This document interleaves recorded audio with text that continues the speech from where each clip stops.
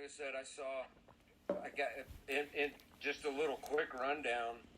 Other than the first show, Hampton was a big thing in the mid and late 80s.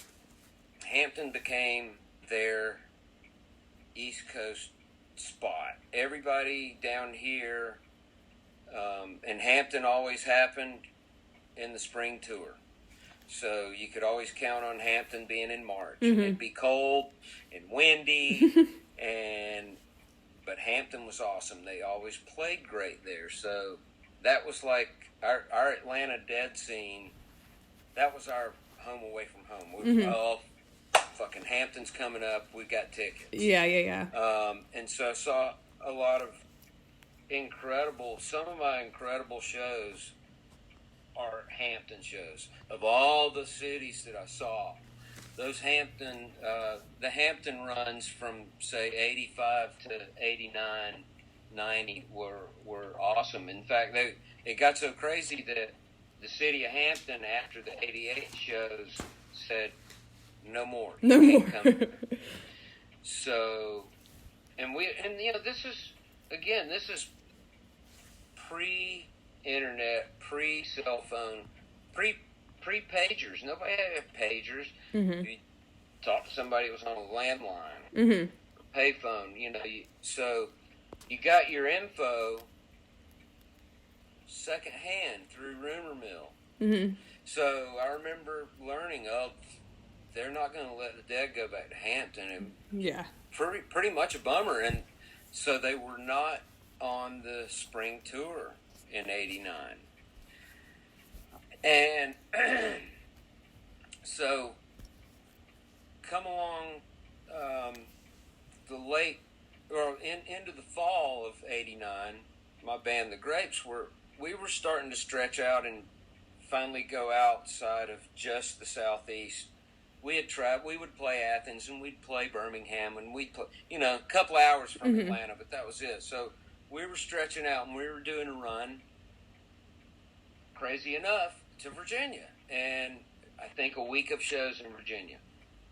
So we'd gone to Virginia and we had an equipment truck and I think we were at the time, we just used some personal vehicles, a couple of pickup trucks. That's right, we didn't even have an equipment truck. But anyway, we're in Virginia. And at one of the shows, this kid comes to me and the guitar player, and he says, "Hey, man, did you hear the Dead are playing in Hampton this weekend?" We were like, "Get the fuck out. You don't know what you're talking about. They're not even on tour. They can't play Hampton. Yeah. They can't play in Hampton. They're not doing it." Well, man, I'm telling you, he just kept telling us all night long. So, at one point that night, we were both like, my guitar player and I were like, could this be true? Could there be anything to this? Yeah.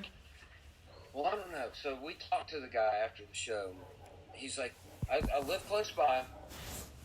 He said, when y'all get up in the morning, here's my number. Call me, my apartment, and I'll go with y'all, and we'll go.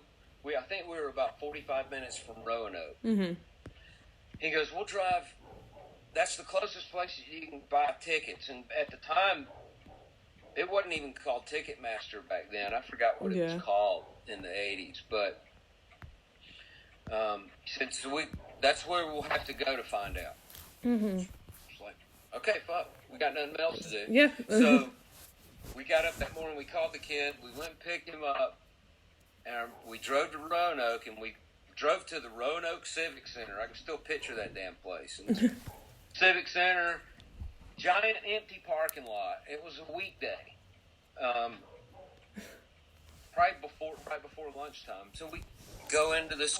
One of the doors was open, and wander in, and there was a ticket counter in the Civic Center there, and it was, had signage that told what it was. Mm-hmm. We walked over, and there was just one lady back there, and we were like, hey, do you know about the Grateful Dead shows in Hampton this coming week?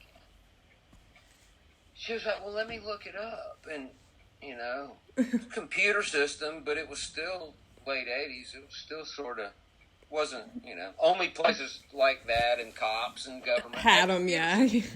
So she's typing this up, and she said, well, I found something, and it says, formerly the Grateful Dead, the Morlocks. And we were like, that's it. So she told us 2 shows and told us the dates and said, yes, it's the Hampton Coliseum, and it's this weekend. And so we had cash. So what's the ticket limit for each show per person? Yeah. So we shucked out the cash, and all 3 of us bought, I think the ticket limit was 10 tickets per show per person, which is what we did. Yeah. So we had pockets full of tickets. Yeah. And immediately went over to the payphone in the Coliseum right there and started calling our girlfriends and friends back in Atlanta. Drop whatever you're doing. Get here now. And meet us in Hampton in 3 days or whatever, however many days away it was. Turns out you could only get tickets in Virginia for those shows. If you lived anywhere else, you had to drive to Virginia to get tickets for what became very legendary shows. Yeah. So we had these damn tickets, drove back to the hotel, told all the guys, we're going to see Dead this weekend, guys. And they're like, get the hell out of here. Nope, here we go. It's the Warlocks. So what it turned out to be, they got around being told that they couldn't play by not billing it as the Grateful Dead. It was billed as the Warlocks, their original name. And what year was this? 89. I believe it was October of 89.